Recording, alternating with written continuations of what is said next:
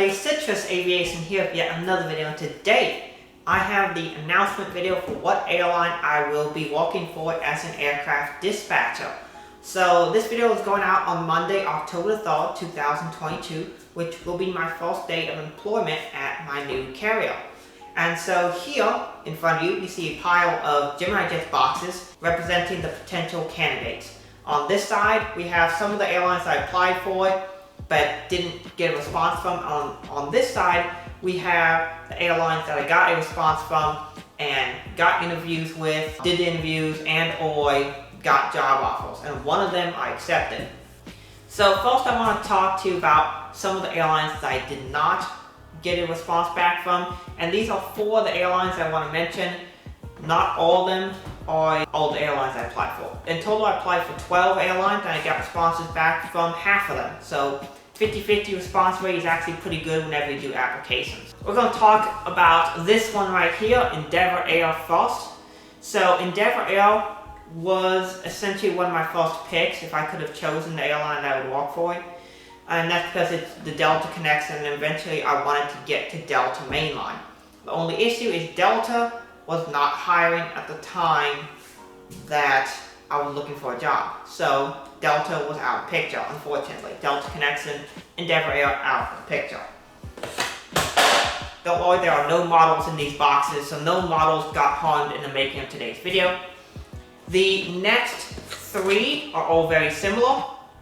We have Frontier, Allegiant, and Amerijet in this group, and these are all pretty good airlines. They offered good starting rates. Amerijet was salary, and so was Frontier, and Allegiant, they are hourly. They were all starting at good rates, but unfortunately I never heard back from any of them, but I think either one of these three would have been good.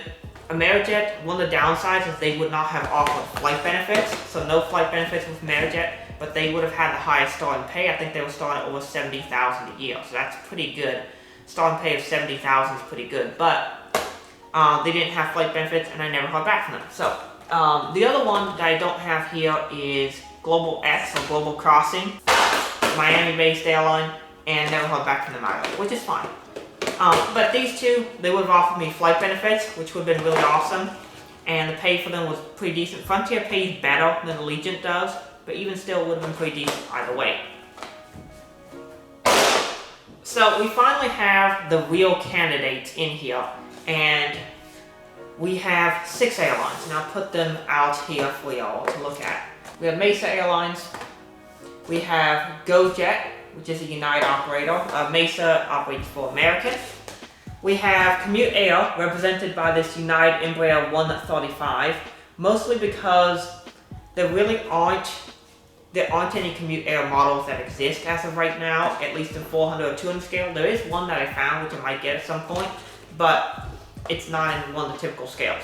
This one represents Airways, which is a charter company. They have their operations based out of Greensboro, North Carolina.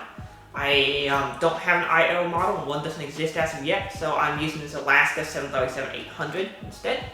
Here we have an Alaska E175. This one is representing SkyWest. And then finally, I have this American Eagle Embraer 170 representing Envoy Air. These are the 6 airlines that got back to me and we set an arrangement up. So here are the carriers, and every single one of these wanted to do an interview or did an interview. I got interviews from 4 of these airlines, and we'll go through those. I'll first talk about the 2 that I did not get interviews with, and those are Envoy Air and Mesa. Now they were all going to give me an interview, however I did decide not to go with them. The reason for that is with Envoy Air, they wanted to start the hiring process later than I was willing to go with. They wanted to start the hiring process in September, and they wanted to do an in-person hiring event. And with that, that would require me to travel down to Dallas on my own dime. And to do that just for an interview, to travel at my own expense for an interview, something that probably would cost, around $500 or more round trip, probably total cost would have been $600, $700 round trip, once you consider hotel, food, rental car, because I would have to travel to the location for the interview. They're going to do it at Founders Plaza in Dallas, but still, I wasn't willing to do that expense. And even then, they weren't going to start giving out offers till late in September, and they weren't going to start their next class until October or November time period, which for me was later than I wanted to wait. So Envoy Air got eliminated for those reasons.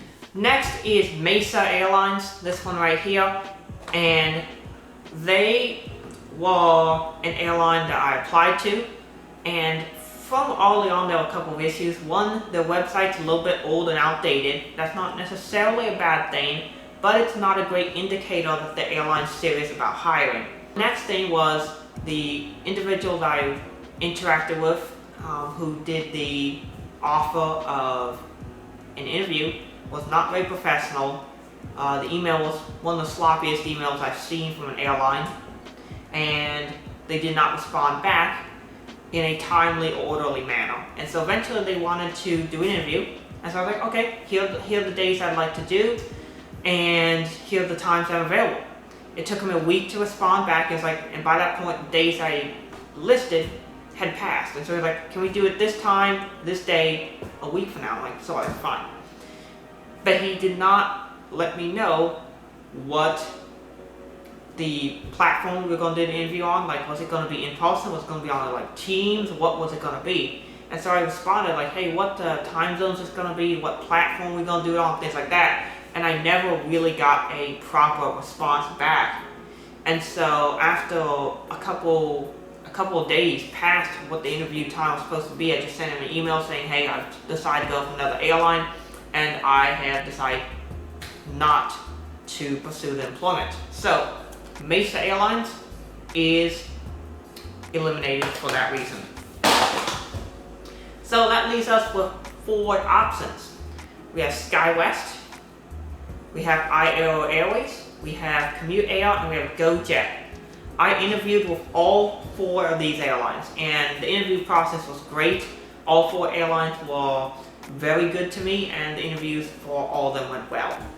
First, we're going to talk about iAero because they were the only of these 4 not to eventually offer me a job. And I think the reason for that is, to be honest, I thought while the interview went decently well, I learned a lot from this interview experience, because this was actually the first of the 4 airlines that I interviewed with, and I learned a lot from that experience because I made a few mistakes in my interview process. And so from that, I learned a lot and used what I learned from the mistakes I made interviewing with iAero Airways to interview with the other airlines and to get offers. iAero, unfortunately, they never offered me, and so that never went anywhere, even though the guy that I worked with was really nice, and I think I would have enjoyed working for iAero. But eventually, it didn't work out, and so iAero was eliminated for that reason. There was a model in this box, so I'm not gonna just yeet it over the side of the counter. That brings us to our final 3 possible airlines, and those are SkyWest, Commute Air, and GoJet. With GoJet, I did 1 interview, and I did 2 interviews with Commute Air and SkyWest. Out of all 3 of these airlines, GoJet was the least professional overall. I thought all 3 airlines did a good job of communicating what working at the environment was like, what the pay scale is, what the benefits are, and they all had a test for me. So this is one thing that should be mentioned. If you want to be a dispatcher, all the airlines basically will have you do a dispatching test to see what your dispatch ability is. And so they're going to ask you a bunch of questions like, can you read a METAR? Can you find some piece of information on this IEP chart for me? Things like that. And that's just to ensure that you know what you're doing. And these airlines will hire people who don't have dispatch experience, particularly the regional airlines and some of the charter companies as well. And that's because they want to get people in the door. And basically, the whole thing of a regional airline, their big pitch to you is going to be, we're going to get you to the main line, which everybody wants to get to. Delta, American, JetBlue, Alaska, United. That's where everybody wants to go, because that's where the best pay and the best benefits are. But you start at a regional. Most people do. Some people start at a charter company, and I think that's the pay is great, but you don't have that great of flight benefits. In fact, most cases you don't have any. So that's something to consider. Although you're on the cash system, which means you can jump seat. But other than that, you don't have flight benefits. These airlines all interviewed with me, and the process all went pretty well, and they all offered me. I learned a lot from the iAero interview, and I was able to go through all 3 of these interviews pretty well. Well, I guess 5 total, because these 2 airlines had me do 2 interviews each, and GoJet did just 1. And that's probably due to the hiring procedures are a little different. So eventually it came down to GoJet, which is a United regional operator, Commute Air, which is a United regional operator, and SkyWest, who's a regional operator for Alaska, American, Delta, and United. You might wonder, why did I pick one over the other? Because eventually I had to pick one of these 3. Alaska Airlines had the best flight benefits, because I would have flight benefits on all 4 of the big carriers in the United States. Commute Air and GoJet had United Airlines flight benefits. Commute Airs were a little bit better, as I can also buy tickets on United Airlines flights.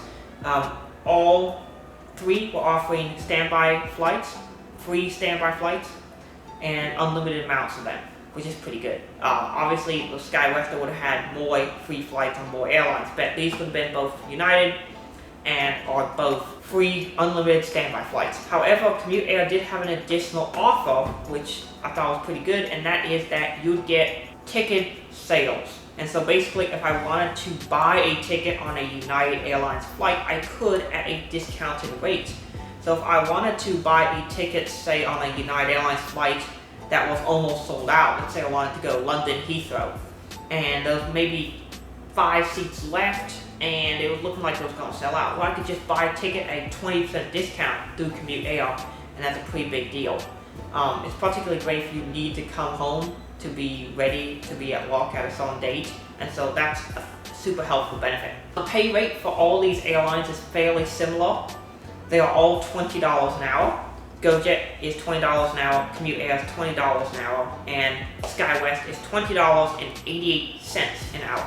Other considerations that I considered before accepting one of the offers was the location of where they are based. For each of these airlines, you walk at their headquarters. For GoJet, their headquarters are in St. Louis on the north side by Lombard Field International Airport. For Commute Air, it's in the Cleveland area on the south side of Cleveland in a suburb right by Cleveland Hopkins International Airport. And then for SkyWest, it is in St. George, Utah at the St. George, Utah Airport. They have a little office building there. So location is something to consider as well. Another reason why some of the other airlines I wasn't really super interested into, that cargo carrier, Amerijet, they're in Miami, which would have been a really neat place to live, but would have been insanely expensive. So there's those considerations to put in. Another one, and this is something that Commute Air is the only airline to offer, and they were offering a moving allocation. A lot of airlines don't offer that as of right now, at least at the regional level. This is fairly typical at mainline. The big carriers, once you get to American or Delta, they will pay you to move to their location. Regional airlines don't do that a whole lot. Most of them will offer you 2 weeks in a hotel. That's pretty typical for your training class. Commute Air, GoJet, and I believe SkyWest all offer 2 weeks in a hotel, which is not a big surprise because most airlines do that for the first 2 weeks. However, Commute Air offered a $2,000 sign-on bonus as well as a moving allocation. Now you have to sell receipts in order to get this, but you can get up to $2,000 in moving expenses, which is really helpful. And there is one catch though, and that is that you have to stay with the airline for a year, otherwise you owe the money back to them if you leave before a year. So that's something to consider, but the $2,000 really does help.